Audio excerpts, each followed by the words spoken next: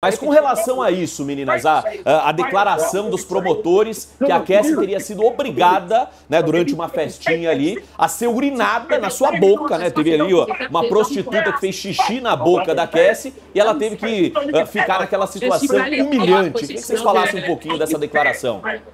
Não, foi muito absurdo, assim. Foi durante o discurso de abertura da promotoria. E foi muito louco, porque a gente estava lá dentro e podendo ver tudo. E aí, durante esse discurso de abertura, ela estava falando sobre o caso da Cassie, né, a promotora, e ela estava dando alguns detalhes sobre isso. E uma das coisas que mais me chocou foi exatamente essa parte, que ela contou que o Diddy pediu para uma outra sex worker que trabalha na área sexual urinar na Cassie enquanto ela estava com feridas no rosto. Feridas no rosto por causa de violências e agressões do tipo. Então, gente, eu tava sem saber como conter as minhas reações. Eu tava toda hora assim. A gente olhava assim, a gente ficava assim. Todo mundo da imprensa ficava assim, ó. É muito pior do que todo mundo imaginava, né, meninas?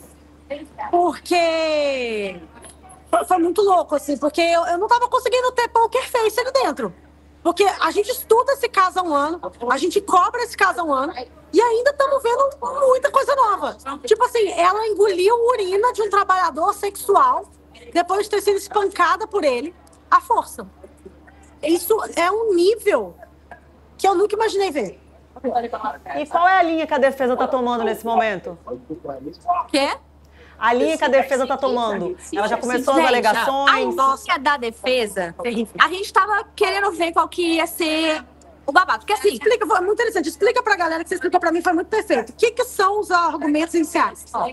Os argumentos iniciais, discursos de abertura, para já mostrar para as pessoas qual que vai ser o caso. A acusação, né, a promotoria vai chegar, ela fala primeiro, e ela vai explicar quais são as grandes evidências que a gente vai ver, quais são as testemunhas que a gente vai ouvir, quais são os crimes que o réu está sendo acusado, e tudo isso. Num discurso enorme que dura minutos e minutos. Meia hora. Exato. Aí depois vem a parte da defesa, que também faz um discurso enorme, e que a gente vai ver ali a linha editorial da defesa. Vai mostrar, assim como a promotoria, o que eles têm para mostrar pra gente.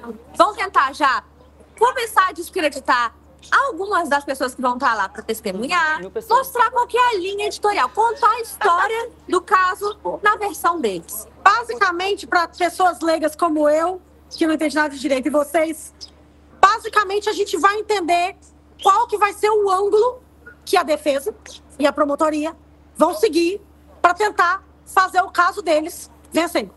Então, no caso da promotoria, que é, né, o Estado, que é o governo estadunidense que está contra o Diddy, até esse o nome do caso. Eles são se referidos lá dentro como o governo. The Government versus Sean Diddy Combs. É os Estados Unidos versus Sean Combs. Então, o governo, quando eles se levantam para falar, eles estão fazendo um caso de suborno, racketeering é o nome do crime. Basicamente, é coerção, extorsão.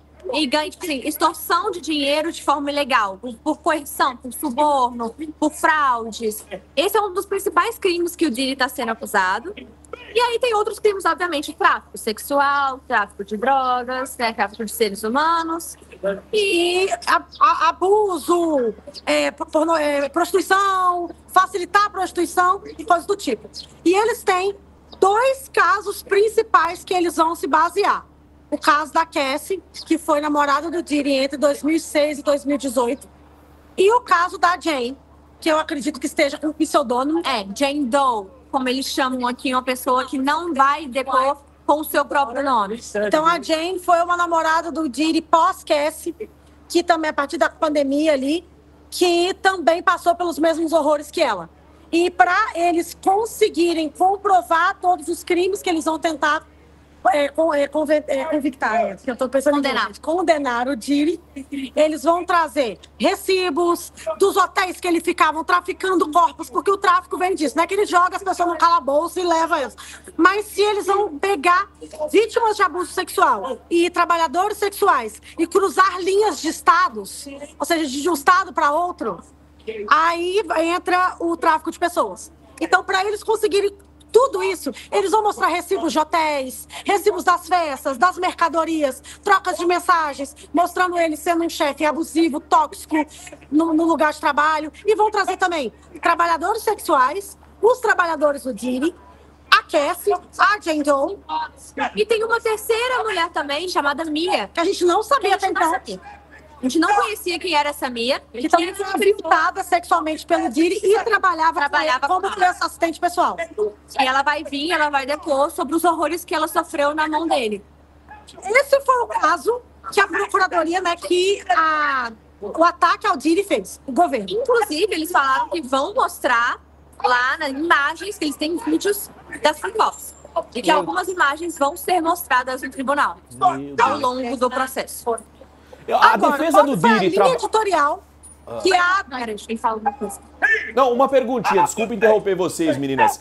A defesa do Diddy trabalha com a possibilidade de uma absolvição ou já, né, entendendo que a situação é bem grave e que as provas são muito robustas, eles vão na tentativa de diminuir a pena. Qual que é a estratégia? Absolvição ou dos males o menor?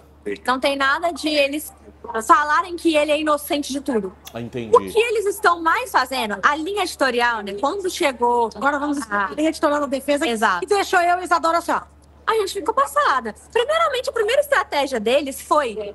Ela não é nem a advogada principal do caso, mas eles colocaram uma mulher para fazer o discurso de abertura da defesa do Diddy. Já começa por aí.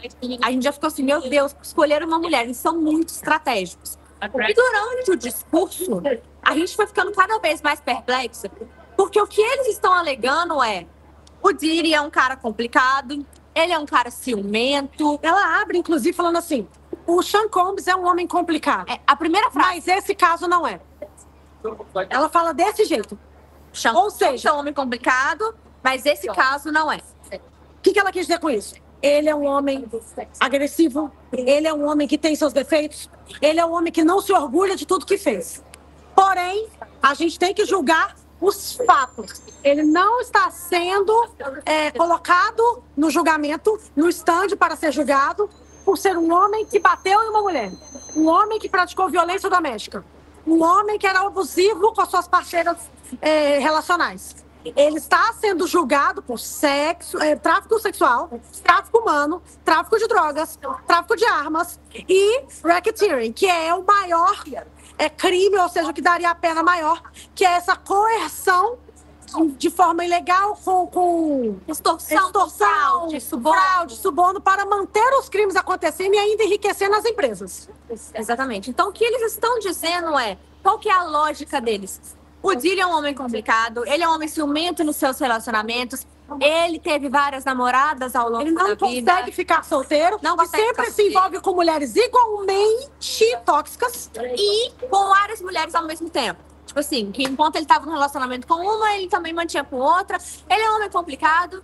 Toda hora eles viravam pro júri, a mulher virava pro júri e falava assim: olha, vocês vão ver imagens dele fazendo coisas que talvez vocês não gostem. Mas é porque a gente já tá mostrando aqui que ele é um homem complicado, ele é um homem que abusava de substâncias e ele é um homem que tem preferências sexuais diferentes, que pra vocês pode ser desconfortável, mas não é isso que a gente tá discutindo aqui. Ele não está aqui por isso. É crime federal.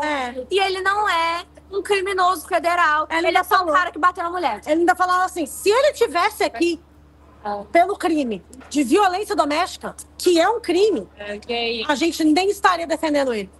Porque é indefensável o que ele fez. Ele estaria sendo... Ele estaria pleading guilty. Ele estaria se declarando culpado. Ele até fala, tipo assim, eles falam, o próprio Diddy, o próprio Sean Combs saberia que, tipo assim, ele é culpado disso. Mas o que a gente está tratando aqui é de um crime federal que envolve fraude, suborno, extorsão, tráfico de pessoas, tráfico de drogas, tráfico de ser humano, tráfico sexual, e que isso ele é inocente. O que eles estão falando é: ele era apenas um homem, Christian Grey. Ele era apenas um homem com gostos sexuais peculiares. Você não entenderia? Ele não entenderia. E que pegou mulheres que toparam isso e que agora estão com uma agenda nefasta para extorquir dele.